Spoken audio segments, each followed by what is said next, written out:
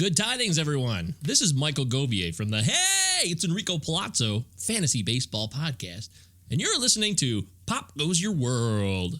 If you haven't already, subscribe on iTunes, and while you're there, please leave us a rating and review.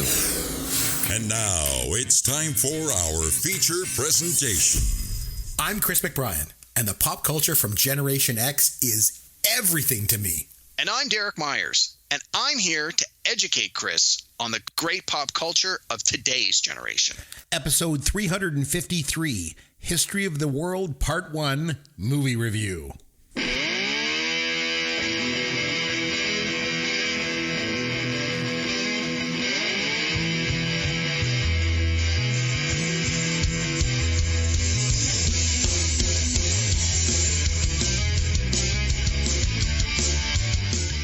Hey, thanks for joining us on the podcast. I'm Chris McBrien along with Derek Myers, and this is, of course, Pop Goes Your World, the pop culture podcast for the generations. We had to take a couple of weeks off, but we're back, and we're going all the way back to 1981 to review the Mel Brooks movie, History of the World, Part 1. But before we get to our movie review this week, Derek, any pop culture you've been able to get into these past couple of weeks, my friend? Oh my God, so much. Bet. Lay it on me. Well, this segment of our show usually is 5 to 10 minutes. I think today it may be a little longer, so buckle up. Okay. It's time for me to tell you all the great stuff that I've had a chance to watch and absorb over the last couple of weeks. Educate us. What's going on? All right. We're going to start with the brand new. Okay. In the movie theaters right now is a movie called Project Hail Mary. Oh, Chris, have you had a chance to see this yet? I have not, but it was funny. On the weekend, we had some spare time, and I said to my wife, I've heard a lot of buzz about this movie. So I'm like, I think we should go see it. And she's like, yeah, I don't want to go see it. I'm like, you like Ryan Gosling? She's like, I don't want to go see it. I'm like, I don't know. It looks pretty good. So what's your take? Okay. So I've read the book. It was based on a book. Okay. The book is written by the same author who wrote the book The Martian, which was turned into a movie that stars our friend, Matt Damon. Matt Damon. And there you go. That's the guy. That's the guy there. And you love that movie, so you must have loved this. That's one of my top 10 favorite movies of all time. Anyway, Project Hail Mary, the book is fantastic. Right. The movie just came out. I didn't get to see it right away. I was traveling and then circumstances being what they were. Anyway, my wife and I finally had a chance to go see this movie a couple of weeks after it came out, and it is amazing. It is A+ across the board, fantastic. Now, I will caution you, the movie runs about 2 hours and 35 minutes, and if your theater is anything like my theater, there were a good 10 to 15 minutes of commercials up front. Right. So if you suffer from small bladder syndrome, as my wife does, and honestly, my aging father does, you're going to want an aisle seat for this one so you can run out and go pee and come back halfway through the movie. Okay. Good advice. That being said, the movie is excellent. The book, A+++. The movie, also A+, no question. I mean, most movies that are adapted from a book are never going to be as good or as detailed as the book, just because the book has an unlimited run. Right. The movie is great. I think this movie is going to continue to get the positive praise that it has already been getting. I think come award season, we are going to see this movie be recognized for a lot of awards. I mean, I have no idea what's coming towards the end of the year, but I think this movie is going to be well represented. It was very good. It's a crowd pleaser. It's not a franchise. It's not a sequel. It's not an adaptation of a TV show. It's not a comic book movie. It is the first sort of original concept movie we've had in a long time, other than, say, Sinners, which came out last year, which also had all the praise. I think this one is going to have some legs. I think it's going to continue to do well. And if you haven't seen it, I encourage you to see it. It is great. Okay. Now we're going to run through all the other crap that I saw. Pardon me. All the other fun, interesting movies and TV shows that I saw. Cool. What do you got? I saw a movie on Amazon that was recommended to me a couple weeks ago. It only dropped in the last couple weeks. It's called Mercy. And it stars Chris Pratt, who most people know from Guardians of the Galaxy or Parks and Rec. Now, while many people are not necessarily a huge fan of Chris Pratt as a lead actor, the concept of this one is kind of neat. So it takes place in the not too distant future where if you are accused of a crime and you are captured by police, you have exactly 90 minutes to plead your case. And if you don't plead your case successfully, you are killed. Okay. Straight up. But like, does this even count for like jaywalking or something? Or well, no, it's more like capital crimes. Oh, okay. Like it's got to be something major. Yeah. Okay, gotcha. But during those 90 minutes, you have access to everybody in the whole world's cell phone, traffic cams, security cameras, ATM machines, every possible audio and video recording that could relate to your crime is available to you without exception. And there is an AI judge that will give you access to all this stuff. And you have 90 minutes to plead your case. Well, this movie is 90 minutes. And the person in this case is Chris Pratt, and he is charged with killing his wife. And he's like, I didn't do it. Like, okay, you have 90 minutes to prove your innocence. And it's kind of a really neat concept. And while towards the end it starts to get a little predictable, it's kind of a fun movie. My brother recommended this to me. He said, I watched this on an airplane, and he goes, I was riveted for 90 minutes. And I'm like, you know what? This is exactly how I would describe this movie. If you're on an airplane, you got nothing better to do, and you want to watch this movie, and you think, yeah, whatever. And that's the kind of movie this is. But it was fun. I really liked it. It's called Mercy. It's available on Amazon. Okay. I got a ton of stuff. I'm not going to do them all this week. We'll save a few for next week. Save some for next week. What else you got? Yeah. Okay. I watched a TV series called Paradise. The second season just dropped, but I actually hadn't even watched the first season. So I went back and watched the first season. And I'm going to spoil this a tiny bit. So if this is something you think you want to watch and you haven't heard of this yet, skip ahead a couple minutes. Yeah, but plug your ears and go la, la, la, la, la. Yeah.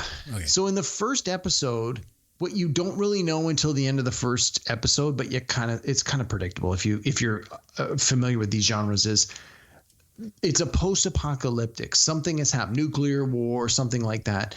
You don't know that up front, but basically everybody in this show is living in a nuclear bunker. And it's like a town of like 30,000 people called Paradise. Hence the show is called Paradise. And there's a murder that happens right away to somebody very important. And at the end of the first episode, you finally realize, oh, we're in a bunker. Like that's the big reveal at the end of the first episode. And then for the next, it's 8 episodes. So for the next 7 episodes, you're trying to figure out like who killed this person and why are we in a bunker and all that stuff. It was really good. I mean, if this is a genre you like, I really liked it. Now, the second season just finished like this week. So I watched season 1 in the last couple of weeks and I really liked it. So I'm going to go and try and pick up season 2 in the next couple of weeks and I'll come back and tell you about it. But if you haven't seen Paradise, definitely check it out. It's on Amazon.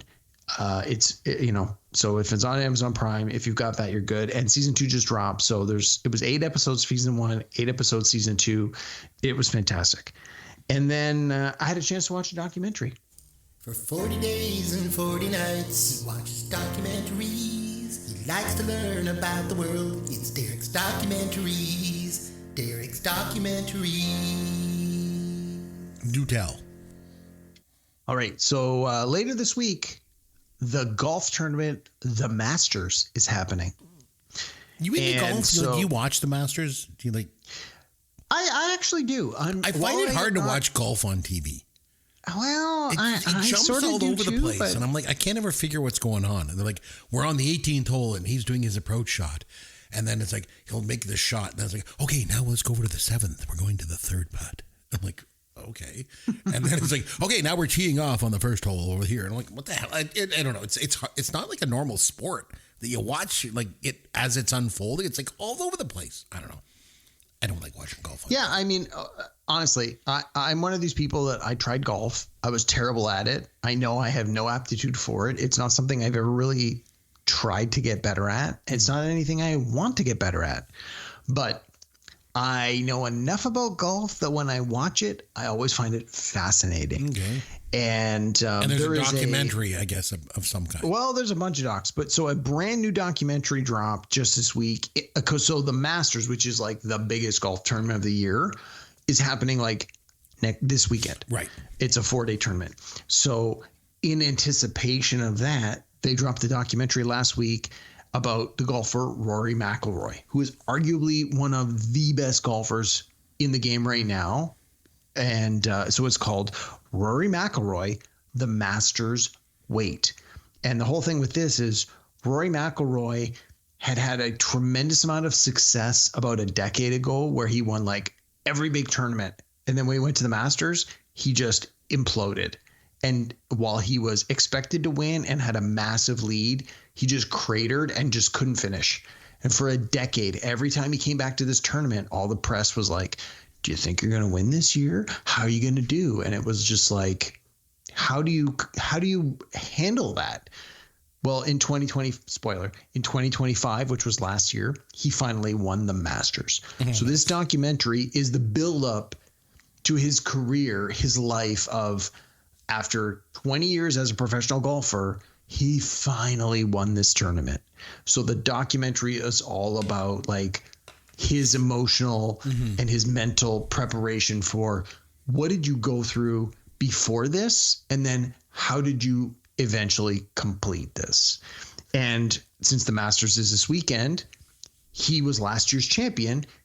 Assuming he doesn't win again, he will be handing off the green jacket to whoever wins next year. Mm-hmm. So the timing was perfect. It'll in anticipation of this upcoming tournament, here's this documentary about how he won last year.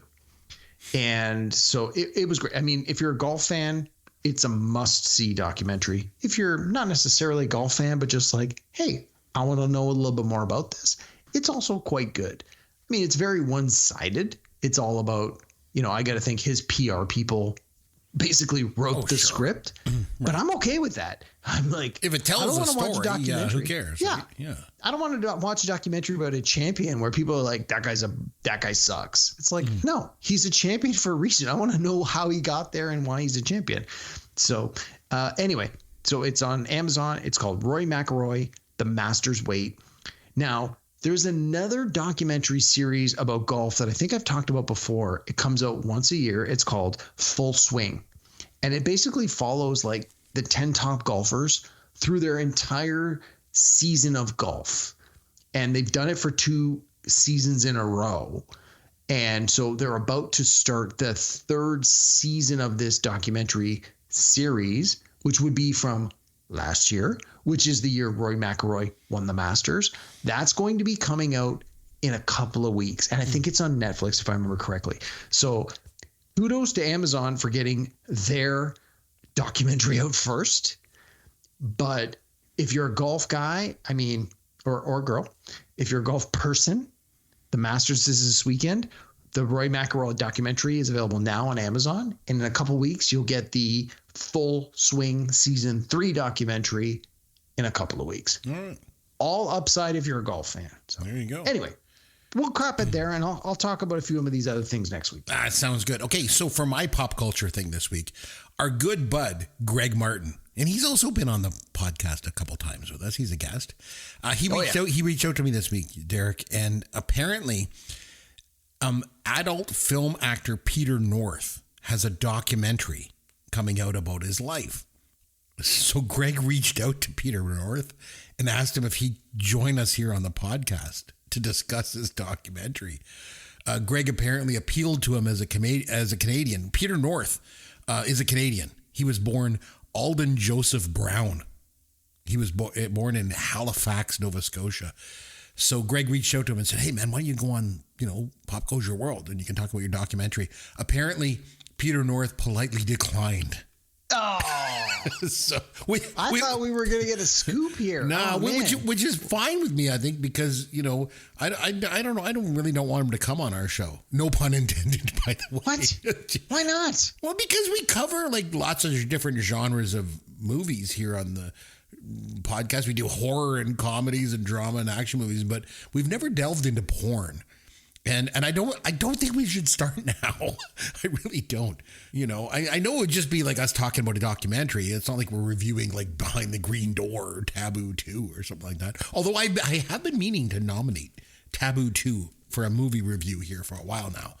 But yeah, so that's Greg. Greg looking out for us. He's a good guy. Well, he always had an affinity for that genre, didn't he? I think. Yeah, well, you know, he's very well-rounded, but I'm surprised that you would pass on such a huge documentary opportunity. I know it's a huge opportunity, that's for sure. Mm-hmm. But yeah. So, no, I didn't pass on it. Peter North passed on it. He said, I don't want to go on that show. No, but I think he was polite about it. So it's all good. All right, so I got this. Here's your dad joke of the week. Derek, what did Russell Crowe say when the lion ate his wife? I have no idea. It's a circle of life. I don't know. Nothing. He was Gladiator. Oh my God. Although I believe that was also a Peter North film at one time. Oh my. Another perk of doing this podcast is just the amount of fame that we've been able to attain here in Canada. Yes. We're like superstars in Canada. We can't walk down the street. It's like Wayne Gretzky, Mike Myers, Michael J. Fox, and then you and I, right there. And then us. Yeah, below that. And then like Anne Murray, right below that. Exactly. Like, so that's Robert, where we are. Robert Goulet is somewhere real close. Yeah. Exactly. You got it. So. All right, so we went to go back and watch History of the World Part 1 from 1981. Probably haven't watched this movie in a long time, Derek. I haven't watched it in a long time coming into this. So what's your initial thoughts on the rewatch? I'm assuming that it's been a while. So what's your initial take? So I haven't seen this movie in its entirety from start to finish in probably, I'm going to say 30 years or more. Mm-hmm. Probably when I worked at Blockbuster in the mid 90s is the last time I saw this movie in its entirety. And honestly, between then and now, I don't think I've seen more than maybe a 5-minute clip here or there, and maybe the occasional YouTube thing. So while I thought I had a good memory of this movie and what it was all about, I was mistaken. And so we did Young Frankenstein a couple of weeks back. Right. And during that, you and I, both on the mic and off the mic, talked about various Mel Brooks movies. And I was thinking to myself, oh, yeah, I definitely know History of the World Part 1. I've definitely seen that, which I had.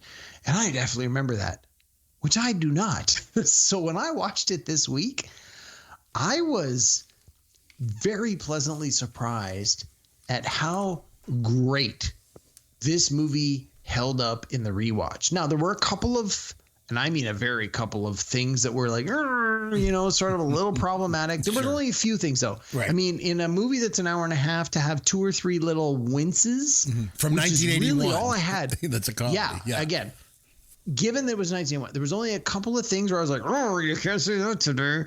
I was surprised both how much I did not remember about this movie, but more importantly, how funny this movie was. When I had a chance to go back and rewatch it, I was very pleasantly surprised about that.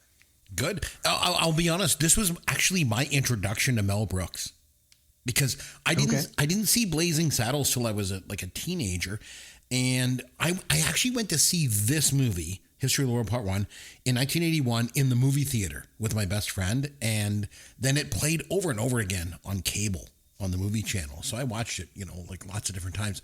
The thing with this one is, Mel Brooks is a master of the parody or the spoof, right? Yes. You mentioned, we did Young Frankenstein, he spoofs horror films, and he, high anxiety spoofs, Spaceballs, spoofs Star Wars and all that stuff. But this one was different. This is like a sketch comedy film. It really felt that way, yes. And the other thing I liked about it too was that when it came out, there was no intention to be a part 2. That was part of the joke, was that the title was History of the World Part 1. Mm-hmm. He totally didn't expect to do a second one. I think it was just was it last year or something, like a Hulu series or something came out? Yeah, one of the stream. I think it was Disney and Hulu did like an 8-part series. And honestly, I watched the first 2 or 3 episodes, and I'm like, this is kind of garbage. No offense to the people that made it. Well, I refuse to watch it. Offense to the people who made it. Yeah. It was not great. No, man. I wasn't gonna leave it alone. No, I didn't want to watch that at all because I knew it would be crap. And the whole point of this movie is a joke. Is that there is no part 2. It's like Remo Williams, The Adventure Begins. There's never going to be any more adventures. We know that. This is it. It begins and ends with one movie. But because it's like basically this series of disconnected sketches, do you think that the lack of sort of a central, arc or central story, does it help the movie? I don't know. I've been thinking about that.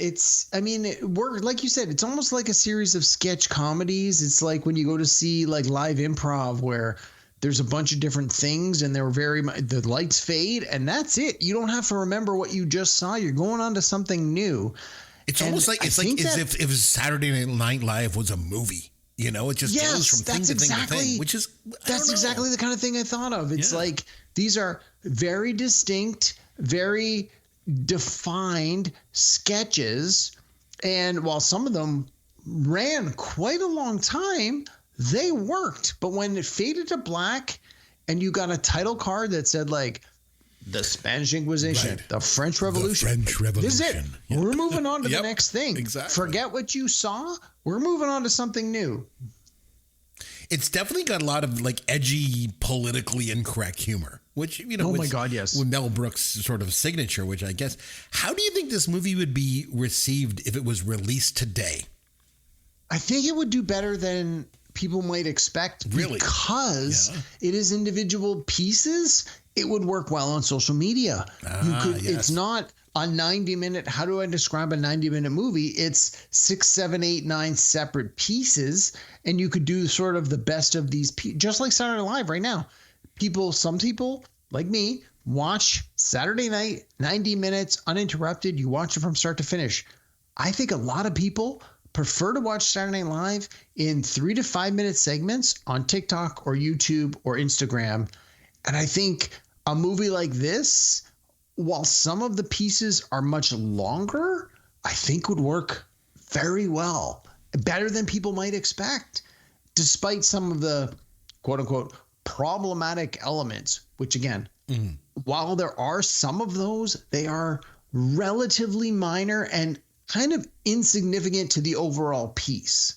And yeah, even I would assume that the part you're talking about is when he's doing the "It's good to be the king" thing, because he's basically not even. Oh, you don't think that was, because I felt like watching it like that could be like construed as problematic, but really, like Mel Brooks is such a genius at doing this kind of stuff because it's more of a commentary on power and privilege and sort of almost like the absurdity of monarchy and stuff like that, than it is about him just being, sexually assaulting people. Like it's more of a commentary on that. Like Brooks was always good at sort of riding that fine line, between the two. The other thing I liked about this movie gave him an opportunity to do something that he hadn't done before a lot, which was using music and like songs and this Broadway style number. When so many good songs. Man, especially when he does the Inquisition piece. Like it's just like he'd never really done that before with like a big musical piece, So I don't know. Well, I mean, he did the Putting on the Ritz in Young Frankenstein, but it's not the same. I mean, it's musical, no doubt, but this was definitely him. This is almost like a Broadway style original number. Yeah. Yes. Sort of in the same way that the South Park guys do that, where it's like, yes, we're doing edgy comedy, but we are also talented musicians who can write and compose and perform these fantastic, yet funny, yet, commentary songs where it's like, yes. And I felt this was almost like the precursor to that. Yes, I agree. I think Trey Parker and Matt Stone must have been influenced by this film, especially the Inquisition segment. Oh, for sure. No question. No question. It definitely influenced them in doing the stuff they did in the South Park movie. I also wanted to touch base on the fact that this is not like a specific sort of a spoof you know, like a Correct. like a genre, Yeah. but it still manages to spoof stuff. It spoofs, you know, 2001: A Space Odyssey at the beginning. It spoofs Ben-Hur in the middle of the film. So even though it's not like a one sort of one-off genre spoof, you know, he's spoofing Star Wars with Spaceballs or whatever. Yeah. In this case, he's spoofing a whole bunch of different things. It's like, yeah, I'm going to cram as many different spoofs into this as I possibly can, which is just, you know, great. Of all the segments, which one do you think worked the best? There was like the Stone Age with the caveman. There was the Roman Empire. There was the French Revolution. Any of them that you thought sort of stood out amongst the best? The Roman Empire, by far. Yeah. I laughed so much. And so when I was watching it, my wife was sitting next to me. I was watching on my phone with my earbuds in later in the evening, and she was awake, but sort of like not paying attention. And then she's like, "What are you watching?" I'm like, "It's History of the World." And she kept saying, "Oh, is it the Spanish Inquisition song?" And I'm like, "I haven't even gotten to that part yet." I'm like, "It's all the Roman Empire stuff." And she's like, "I don't remember that." I'm like, "It is so many fart jokes. I can't stop laughing." And then she sort of gave me this like eye roll. And of course, I gave her a legitimate fart, and that just put her over the top. I was like, "Yep, nope." I've said it before, and I'll say it again. F***ing fart jokes. That's where the money is. And this movie delivered. It was great, especially that Roman section. Yeah, I mean, you know, when the movie came out, and even looking back on, a lot of people felt it was just a kind of a silly movie. You know, it wasn't one of Mel Brooks's best, but I don't know. Like, is this sort of peak Mel Brooks, or is it not his best work? What do you think? Where does it sort of land with everything else? Again, I thought you were going to save this till the end, but we talked about this a little bit with Young Frankenstein. It's like, what would you rank as the top Mel Brooks movies? And I said during the Young Frankenstein one, I'm like, one of the other podcasts I listen to, they always talk about the Mount Rushmore. What's your Mount Rushmore of XYZ? What would be your Mount Rushmore of Mel Brooks movies? And I think History of the World Part 1 absolutely makes the cut. Do I think it's the number one? No. I honestly, I think Blazing Saddles, without a doubt, is the number one. I think so too. Yeah, I'd agree.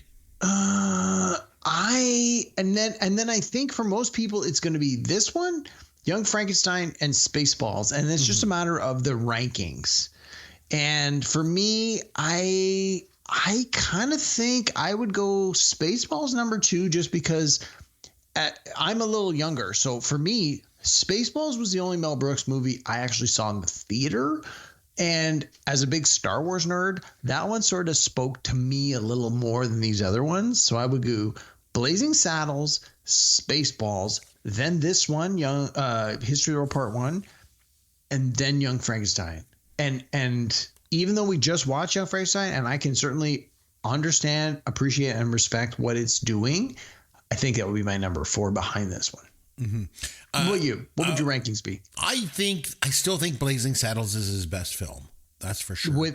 No question. I think this one might be a close second. I really do like it a lot. Again, because it was my introduction to him. And then Spaceballs is up there too. Young Frankenstein was great. It was its own kind of thing. So yeah, I'd probably go that way. So we talked a little bit about History of the World Part 2 because it came out as like a series. Let's just pretend that didn't exist for a minute. Let's pretend that. Yeah. Let's pretend that doesn't exist. If I asked you, you have to pitch a version of History of the World Part 2. Is there any segments that you'd like to include in there? What do you think? Oh my, I hadn't really thought about that. Maybe something about like the American Revolution. I think in light of the world, that's a good one. I like stage today. Yeah. I think you could do the American Revolution, but put some of today's politics in that from way back when. And I think it would work really, really well. There was a deleted scene in this movie which involved a nuclear accident.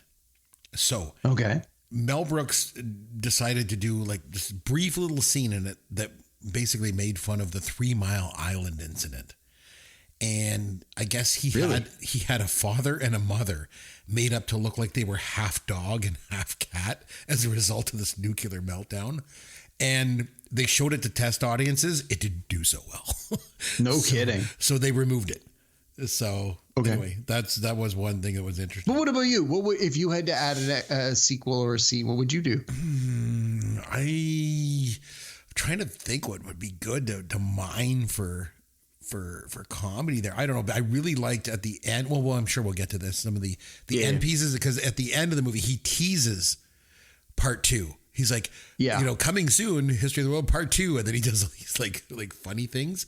I did like. I wonder if in that segment at the very end of the film, when they're like, the Jews in space, which we'll come back to, because I always thought that was really funny. I wonder if that had any influence on Spaceballs, because it was very like Star Warsy, like, and it was, and they, absolutely, it was pretty good. The special effects in it were like, hey, those spaceships look pretty good.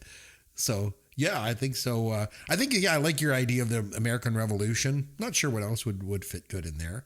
The other thing that I thought was interesting was that the budget for this film was supposed to be about $11 million. That was higher than his 3 previous films combined. Like this movie costs so much money. That makes sense. Yeah, and especially but that makes sense. It does. Yeah. I mean, think of his previous movies. They were all basically just you shoot it, you see it, you move on. It was like Young Frankenstein. It was High Anxiety. What were the ones before this? Do you have the list there?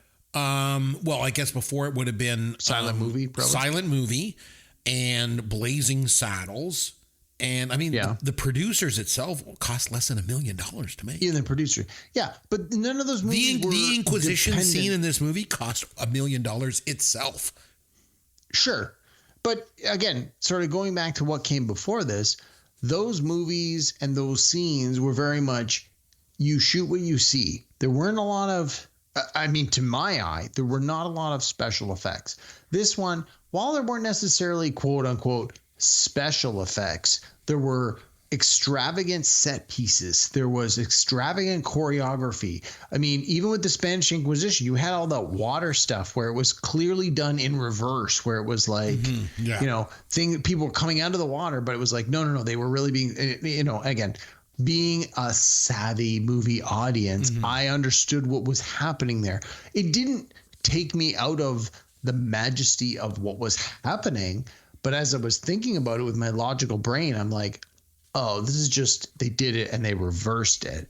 But that takes time and choreography. And the number of, again, Spanish Inquisition scene, so much of that was these long shots where so much was happening. And I'm like, they probably had to shoot this 50 times before they got it correct. So no wonder it cost a lot of money. Makes sense.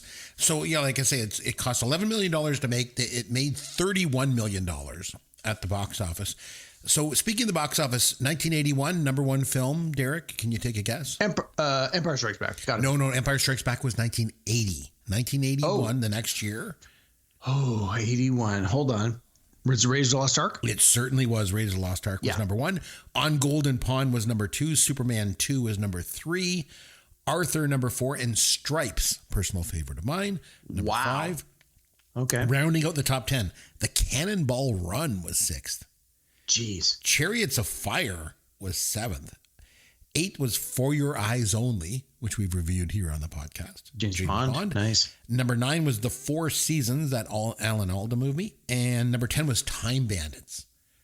Nice. So, History of the World Part 1 finished in 19th spot. A couple other ones. It's respectable. Yeah, not bad. A couple other ones that of note. American Werewolf in London was 23rd with $30 million. Private Lessons was 28th. And only in 1981 could a movie about a 16-year-old kid having sex with a grown woman finished in the 28th spot in the domestic U.S. box office. Private Lessons. So surprisingly, maybe not surprisingly, this movie was shut out at the Oscars. It was not nominated for anything. No. Funny enough, not even for script or director? We've talked before about the Razzies, but apparently there was something called the Stinker Awards back then. They were, I guess, maybe like a precursor to the Razzies. And this movie actually was nominated for 2 and won one of a Stinker Award. So it won the Stinker Award for most painfully unfunny comedy. And it was nominated for worst song for The Inquisition. The Stinkers sucked. The Stinkers stunk for sure. Okay, so let's talk a little bit about the cast. So Mel Brooks, we'll start with him. Not counting his voice work, which he's done an absolute ton of voice work. Mostly when he appears in films, they're in his own movies. Very rarely does he make appearances outside of his own films. In 1979, he appeared in the Muppet movie. He was the German doctor who wanted to do that electricity experiment on Miss Piggy. And in 1994, he was in The Little Rascals. He was the bank loan officer. Okay. He did 4 episodes of Mad About You. He was Uncle Phil. And he showed up in an episode of Curb Your Enthusiasm as himself because they were going to do a remake of The Producers with David Schwimmer. I don't know if you ever watched that show or not. But other than that, it was basically his own movies or voice work, which was interesting. And then the other thing, too, is he usually plays multiple roles in his movies. He did several characters in Blazing Saddles and Spaceballs, and again here. Because in this movie, he was Comicus, and he was Moses, and he was King Louis XVI. He was the boy. Remember? Sir, you look like the boy. And you look like a bucket of shit. That was a funny line. Yeah, in addition to starring in it, he also wrote, directed, and produced it. So, yeah, Mel Brooks obviously just shows up in his own movies only for whatever reason. Gregory Hines I want to talk about. So, Richard Pryor was actually going to play Josephus. But really? He had to back out because he lit himself on fire when he was freebasing cocaine. So Gregory Hines came in. He started off as a tap dancer. He was one of the best tap dancers of all time. He was fantastic. And then he went on to act on Broadway. He was nominated for 4 Tony Awards as an actor and 1 as a choreographer. Really? This was his movie debut. But he went on to be in a couple other prominent roles in the 80s. He did White Nights with Baryshnikov. So good in White Nights. Deal of the Century was a bomb. The Cotton Club was a bomb. Muppets Take Manhattan. Running Scared with Billy Crystal. That was fun. I love that movie. Good movie. That might be one of the more underrated movies of the 80s. I agree. It was really good. It was a fun movie. Yeah. Jimmy Smits, Billy Crystal, Gregory Hines. It was good. And Gregory Hines was also on Will and Grace, if you remember. Yes, he was. Yes. He died young. He died in 2003 of cancer. So, yeah. And I don't know if you know Gregory Hines. I don't know if you know this, Derek. He's actually on a postage stamp. So in 2019, the U.S. Postal Service issued a series of stamps in a Black Heritage series they did, and he was on a stamp. Pretty cool. So good for him. Yeah. Madeline Kahn, we discussed her a little bit when we talked about Young Frankenstein. She was like this just immense talent. You know, I don't think Hollywood knew what to do with her. I think I mentioned that. I agree. Yeah. Casting directors are like, what do we do with her? Like, you know, but she had some of the best lines and scenes in this movie, I thought. She was my God. She had so many good. I love the fact her name was Nympho. Yeah. And Mary Margaret Humes, I want to mention her. She was Miriam, the Vestal Virgin. This was her first role. And then she went on to become a bit of a, I guess, star in made-for-TV movies. Became her thing. But she was you ever watch Dawson's Creek? I never watched that show. No, I never did. She was Dawson's mom on Dawson's Creek. Yeah. Harvey Korman, we got to mention him. So he was not supposed to play this part originally. It was supposed to be John Cleese. John Cleese. Wow. Okay. Yeah, he was like cast and ready John to go. Cleese doing this. Yeah. But because of Count de Monet. Exactly. Monet. Yeah. Count de Money. He had his schedule just didn't allow him to do it, so he had to pass it up. But Harvey Korman, like, again, pretty much known for Mel Brooks movies and the Carol Burnett Show. And that was it. Although he did some voice work. Yeah. I don't know. Do you remember the old Flintstones animated TV show? He was the voice of the Great Gazoo. Really? Yes. Wow, I didn't know that. Yes, Harvey Korman did the voice of the Great Gazoo. Oh, and of course, how could we, leave this off? He was also in the Star Wars Holiday Special, Derek, in 1978. Jeez, if you say so. Because let me tell you, when you think of the Star Wars expanded universe, you think Harvey Korman. Of course, right away. And in this movie, one thing I wanted to ask you, what the hell was the relationship between Harvey Korman and that other guy? I didn't get it. The other guy had like makeup and a wig. Like, were they supposed to be a gay couple or something? Like, I couldn't quite figure that out. Well, I mean, I just assumed the other guy was completely, a homosexual man who was in love with Harvey Korman's character. And Harvey Korman's character wasn't picking up on any of the subtlety. Well, it was not very subtle at all. And being 1981, I figured the gay guy was being played for jokes, just like with Revenge of the Nerds. Right. Hey, he's gay. That's a joke. Laugh at him. Not cool, man. I don't know. I saw it. I kind of took it like they were a couple or something. I don't know. I thought I couldn't quite figure that out. I want to mention Dom DeLuise. He was Emperor Nero. Emperor Nero, yeah. He had quite the career. Like, he started off at the Cleveland Playhouse, and he went to off-Broadway, then Broadway, and then into film. Probably best known, though, as a regular in Mel Brooks movies, because he was in The 12 Chairs, Blazing Saddles, Silent Movie, this movie, History of the World Part 1. He was in Spaceballs, Robin Hood Men in Tights. Like, sorry, he was in Spaceballs? I don't remember him in Spaceballs. He was Pizza the Hut.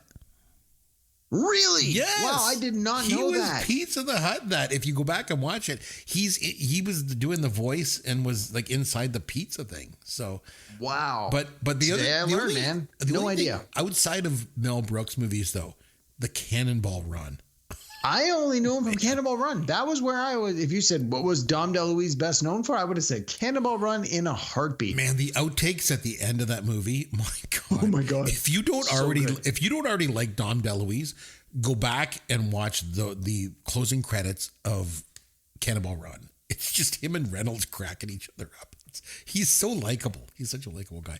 I had for a while on my Amazon wish list, I was like, Cannonball Run, the Blu-ray. And it was like $50. I'm like, I'm not paying $50 for that.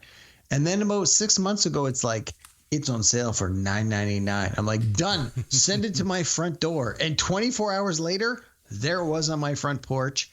Best $9.99 I've ever spent. Nice. So good. Yep. I want to mention Shecky Green, who was Marcus Vindictus. He was one of those guys that was, I feel like he was more influential to insiders than he was with the general public. He did a lot of stand-up in Vegas. And then he went on to own a bunch of nightclubs in Vegas. He was like a big Vegas staple, but apparently he lost a fortune in the Bernie Madoff Ponzi scheme. And just never recovered. So I want to mention Orson Welles. Such a great choice to narrate this. It's so good. Not only does he do the like when he's doing the caveman part, because I just love that, because the cavemen don't talk, right? And I love his narration at that beginning. But when they were setting this up, and he's like, you know, I guess talking to Mel Brooks and trying to figure out his contract, they agreed that he would get $5,000 a day in order to do this. So okay. Mel Brooks takes a look at it. He's like, okay, you know, he's probably going to have to spend 5 8-hour days recording and like re-recording. You know, you got to do it over and over again. So sure. So Brooks paid him $25,000 up front. By noon the first day, he was done. He had done every single line of the narration like to perfection. So like Mel Brooks is like, man, I could have paid you $5,000, you know, but you know, yeah. And then he I guess somebody asked Orson Welles, how do you plan to spend this $25,000 you made on this? He's like, Cuban cigars and caviar. Nice. I guess that's what he did. Nothing says I'm a rich white man like Cuban cigars and caviar. I know. Oh, I also want to mention Rudy DeLuca. He was a caveman in the opening scene, and he was also Captain Mucus in the Roman Empire segment. Oh, okay. But the reason I want to mention him, he was also in Spaceballs. Remember the Pizza the Hut scene that we just talked about? Yeah. He's the right-hand man. Remember, like, pizzas got like a silver face. You, yeah, that was him. Yeah. That was him. He starts to eat pizza's face. The other thing too with this movie, there's a ton of cameos in this movie. Oh my God, I couldn't believe it. I'm watching like, whoa, Hugh Hefner and B. Arthur and Pat. Oh, the McCormick. B. Arthur was. Oh, she was. Honestly, the B. Arthur part was one of my favorite parts of the movie. So good. You're a artist. Exactly. Did you yesterday? Are you gonna today? Exactly. Oh my God. That was so really funny. good. That was good. Because she's like the unemployment office. Yeah. In Rome, right? Just so perfect. Pat McCormick was the plumbing salesman. Barry Levinson, the director. He was the column salesman. We got Dorics. We got Corinthians. Yeah. We got, There was Henny Youngman. Remember, he's like walking down the street and, oh, I just missed him, you know?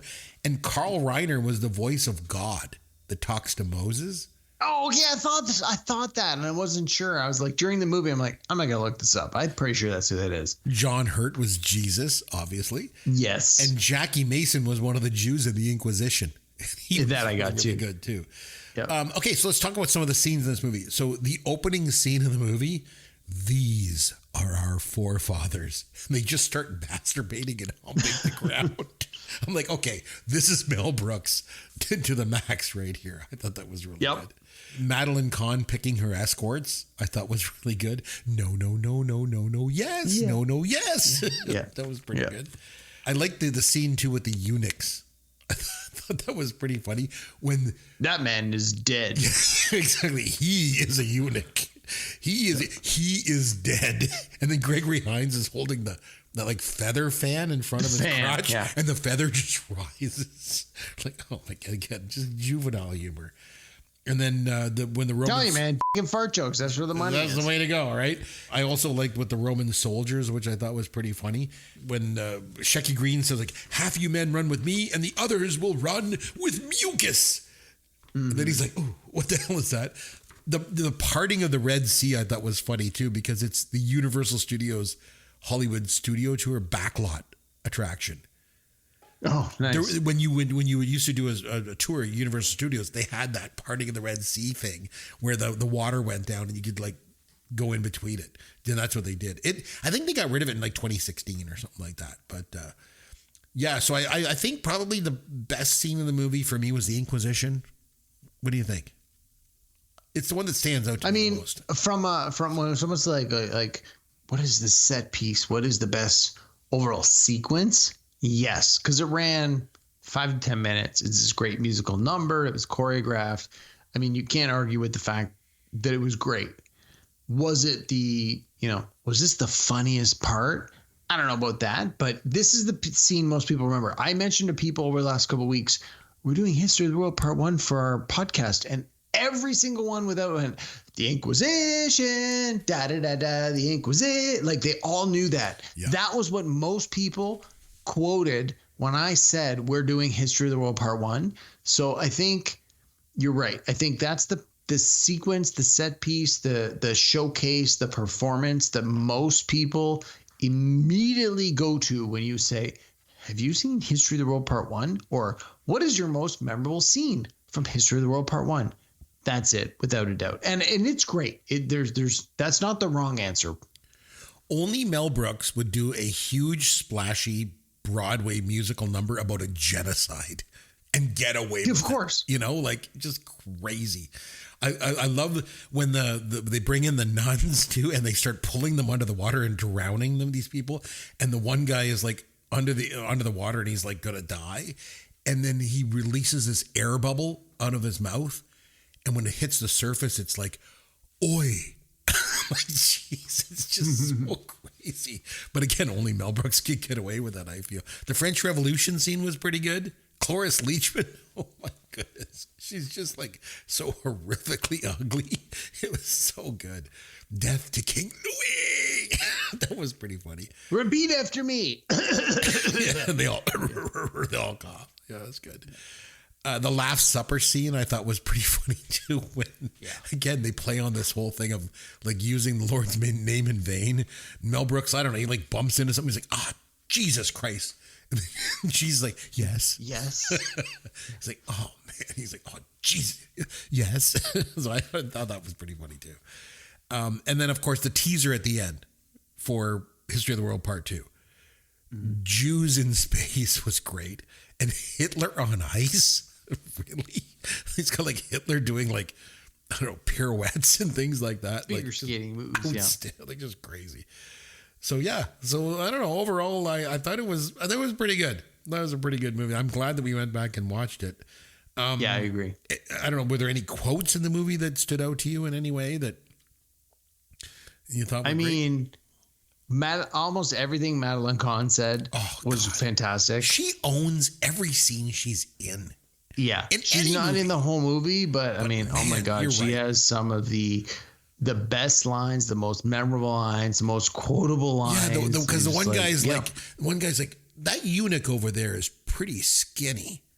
You know, I thought eunuchs become enormous when they're castrated. And she's like, "What do you want? He has just been snipped." Just even the way she delivers her lines, like, she was good. That's for sure. I mean, it's almost like they told her, like, you're only gonna have 20 minutes of screen time. You need to make the most of it. And she's like, "Okay, I'm okay with that. What am I getting paid? Sure, I will make sure I do the most with what I've got." She did that in Blazing Saddles, that's for sure. Like, you know, same thing. Yeah, like, no kidding. Just chews up the scenery. So she was so good. Do you want to give it a rating out of 10? This might be tough.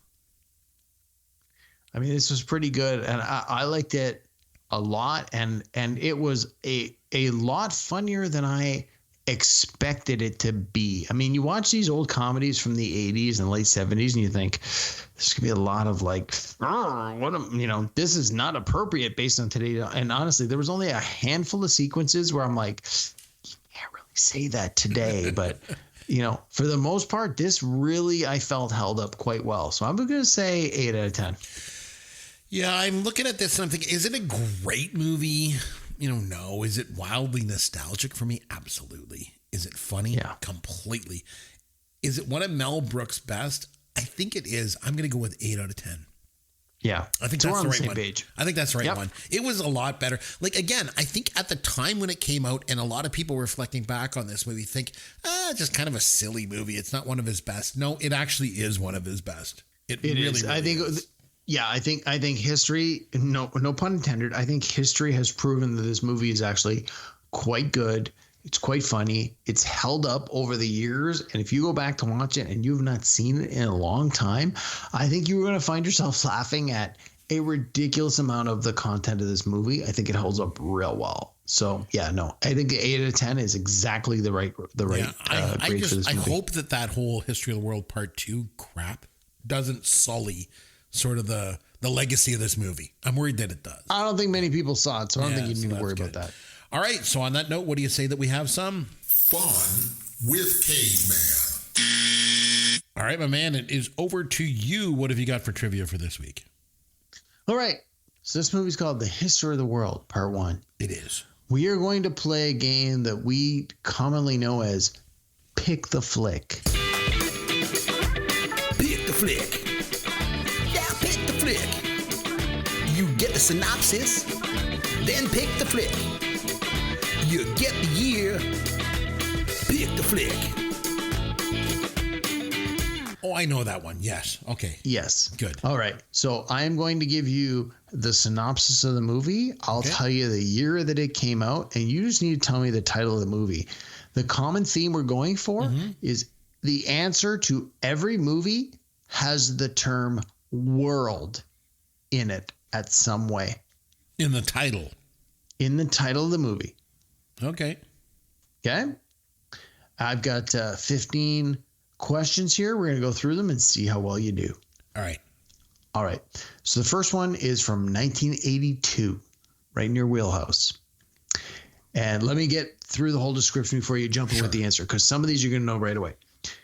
A struggling young writer finds his life and work dominated by his unfaithful wife and his radical feminist mother, whose best-selling manifesto turns her into a cultural icon.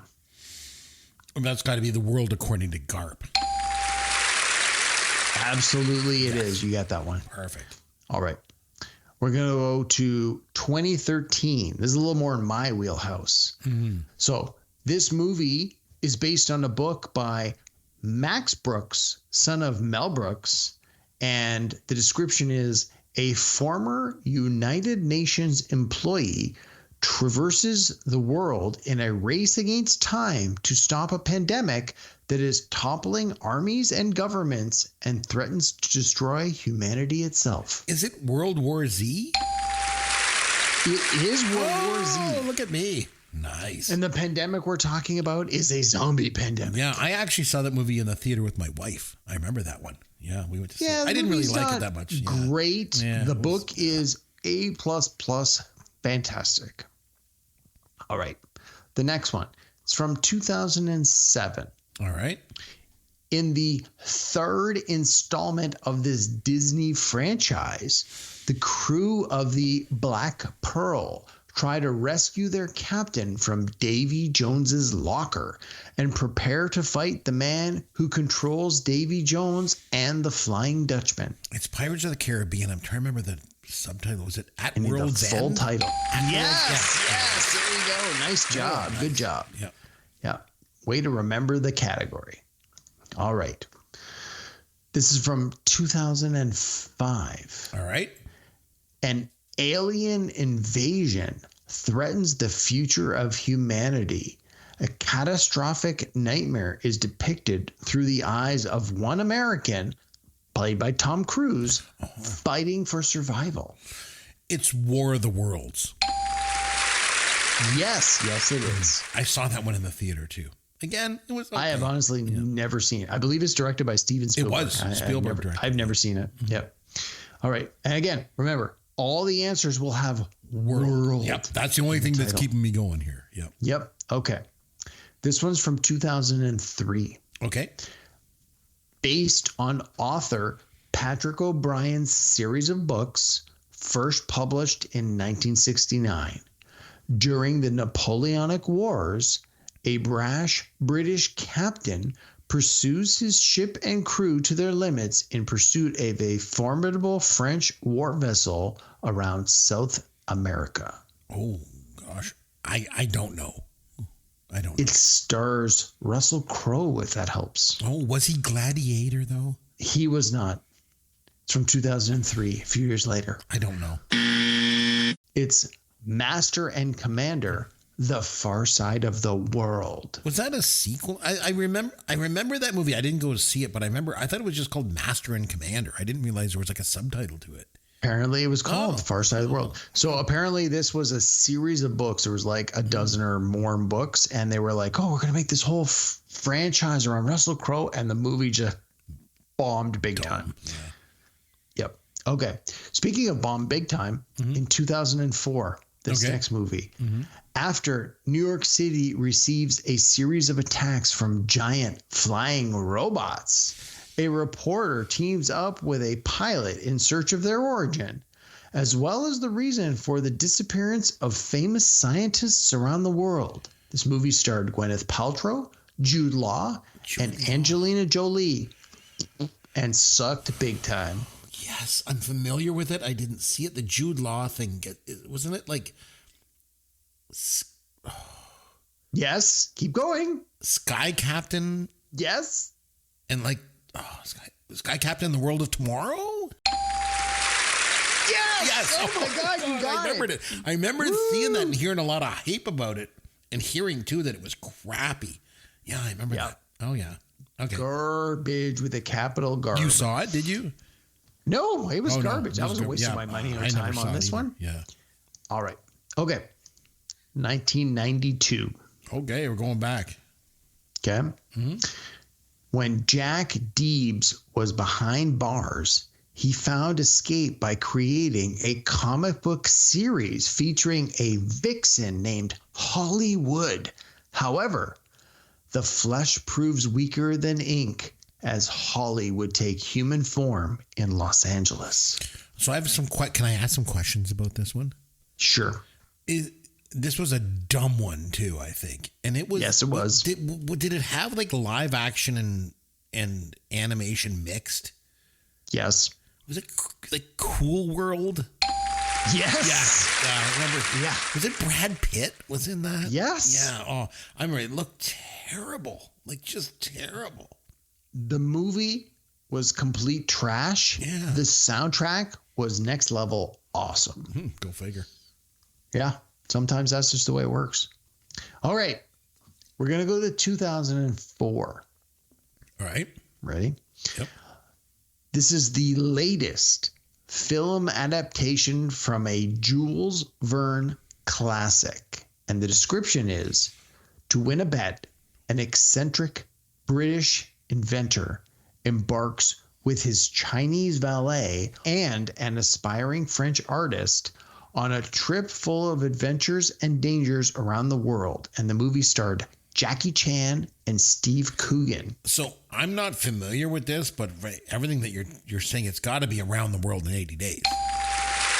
It absolutely is. So they did one in 2004, obviously. I didn't know. They did a bunch of them, but that was, I believe, the that movie has latest. been remade like a bazillion times. A bunch of times. Okay, Yep. makes sense. I'm not familiar with it, but okay. No. All right. 1999. Okay. James Bond uncovers a nuclear plot while protecting an oil heiress from her kidnapper and an international terrorist who cannot feel pain. It's Pierce Brosnan, right? Yes. The World Is Not Enough. Yes. Yeah, I can't remember that one. Yep. Yeah. Awesome. Arguably one of the worst Bond movies. Yeah, not good. Yeah. No. All right. 1997. I think you'll get this. A world famous pop group zips around London in their luxurious double-decker tour bus, having various adventures and performing for their fans. And it co-stars Kids in the Hall alumnus Mark McKinney. I didn't know he was in it, and I never watched the movie, but it's got to be Spice World. It absolutely is Spice World. Yeah, good job. That's what I thought. Okay. 2013. Okay. When the dark elves attempt to plunge the universe into darkness, the hero must embark on a perilous and personal journey that will reunite him with his former love interest. And the hint is, this is a sequel to a Marvel Cinematic Universe movie. I have no clue. No idea. No. It is Thor Part 2, The Dark World. I thought it was Thor. Wait a minute. We watched Thor here for this podcast. We watched and the then first I thought it was one, like yes. Thor Ragnarok or something like that. That was Part 3. This one Part was in 2 between? is The Dark World. Was it popular? Yeah. I've never even heard of it. No, it was arguably one of the worst sequels of the Marvel Cinematic Universe. Most people just like to forget it ever happened. All right. We're going in our way back machine here. Right. I mean, way back. 1963. Okay. Oh, geez. 63. That's before you and me were even born. Yeah. All right. I'm You good ready? with those. I'm good with that old Keep stuff. in mind that Yep. the theme of what we're doing here. Several different motorists witness a single car crash in the California desert, and after the driver's dying words indicate the location of a hidden stash of loot, turn against each other in a mad dash across the state to get it. I know this. It's a mad world. Yes. It was like a Yes. scavenger hunt. I remember that. That was a big you deal. got it. Yeah. Good job, bud. Yeah. All right. We got a few more to go here. 2010. Okay. A young man must defeat his new girlfriend's 7 evil exes who are willing to do anything to prevent her happiness with somebody else. My wife and I went to the movies to see this one. It was, what's his name? I'll give you a hint. It Michael starred Cera. Michael Cera. Yeah, it was Yes. Scott Pilgrim versus the World. I remember that. Yeah, there you go. It was shot in like Toronto, if I remember It correctly. was. Yeah. It was totally shot in Toronto. Yeah, I remember watching it. I was like, hey, I recognized all these these landmarks there. Yes. Okay, Yeah, like Casa Loma and other things. Yeah, for sure. It was Okay. pretty. It was pretty weird. It was pretty good though. It was based on it was like a a comic video book game, series. and he would just like all of a sudden start like breaking in, and Brandon Routh from Superman was in it, and he was like fighting him and beating him up and stuff, and it was like a video game, and it was very original. Very original. Yeah. Yeah. Quite good. No, Yep. it's you got it. Okay, we got 2 more to go. Okay. And I'll give you a hint. Both of the next 2, we have reviewed these movies on our podcast. Oh, okay. All right. Okay. So the first one is from 1992. 2 slacker friends try to promote their public access cable show. Oh, that's Wayne's World. Yeah, of course it's Wayne's World. You got it. Yeah. All right. And the last one from 2004. A popular Broadway actor is recruited by an elite counter-terrorist organization. As the world begins to crumble around him, he must battle with terrorists, celebrities, and falling in love. Was the actor's name Gary by any chance? Yes. Yes. Was it Team America World Police? Yes, it was. Nice. That movie was amazing. Amazing. That was a great movie. Awesome. Hey, I did pretty good this week. Holy smokes. You got most of them. I was All surprised. right. I figured some of the newer ones you were probably less likely to get, but I think when you think of world, I'm like, okay, world.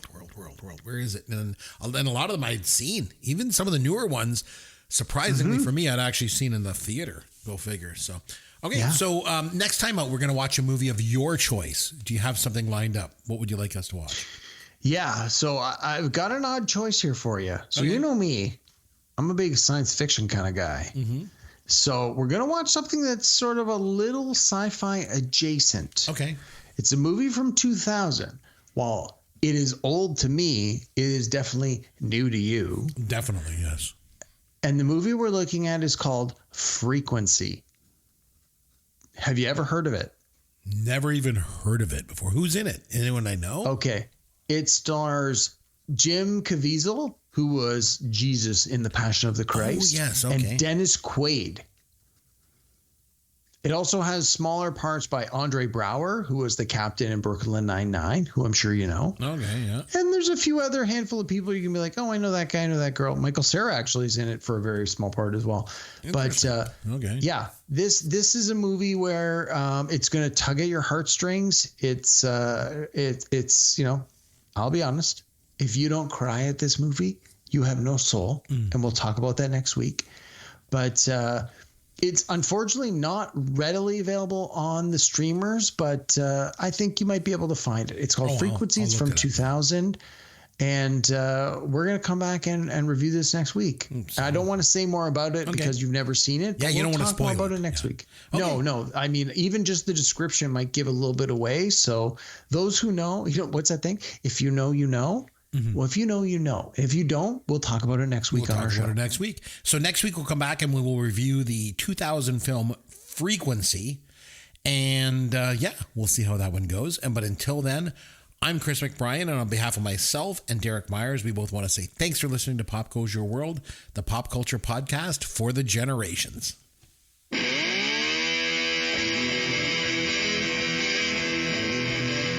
Thanks for listening to Pop Goes Your World. You can contact Chris and Derek at popgoesyourworld.com. Please take a minute and review the podcast on iTunes or wherever you download and listen to the show.